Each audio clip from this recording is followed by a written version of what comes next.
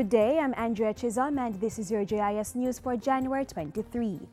Cabinet has approved $30 million for the trucking of water to drought-affected areas of the country. Water Minister Robert Pickersgill made the announcement Tuesday as he told Parliament that the country had to brace for severe drought conditions in the coming months. We are now experiencing a meteorological drought in a number of parishes, which is currently impacting on our access to this precious resource and will continue to do so in the very near future. The money to truck water is being sourced from the local government and water ministries.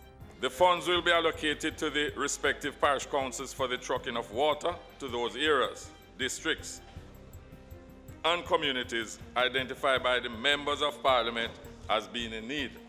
Minister Pickersgill says $10 million has also been allocated to repair 26 rapid response vehicles, which will supplement the 21 that are already in operation. In addition, $3 billion has been allocated under the K-Factor program to replace or rehabilitate several of the NWC's water storage tanks across the island.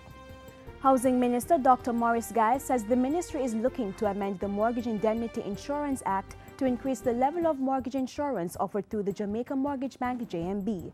Speaking at a recent JIS think tank, he said this would ultimately reduce the level of down payment required for home ownership.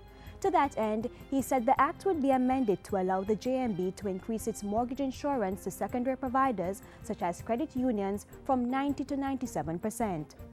What this means for the homeowner is that instead of you having to come up with the traditional 15% deposit on your home or your house, increasing the insurance level to 97% from the current 90 means that you have the ability to only ask the potential homeowner to deposit just 3% of the price of the house. To buttress that program, he said the ministry through the JMB was also seeking funds to help smaller mortgage companies to offer home deposit financing for middle and lower middle income persons. We are looking at a program where we can give them a short-term loan to pay that deposit.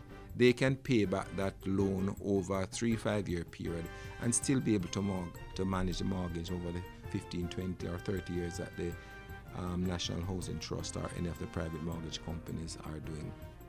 The Jamaica Constabulary Force JCF is boosting its technological capacity to detect stolen property and return them to their rightful owners. On Tuesday, telecommunications firm Digicel donated 50 kits of selected DNA tools valued at $1 million to the JCF. The high-tech marking system uses a unique code that can be placed on items, and once identified under an ultraviolet light, ownership can be determined. The donation to the JCF is part of a wider program to make this technology available to domestic and commercial interests and is being facilitated by a local firm, Shields Crime and Security Consultants. Already 2 companies have purchased the technology and several private individuals have expressed interest.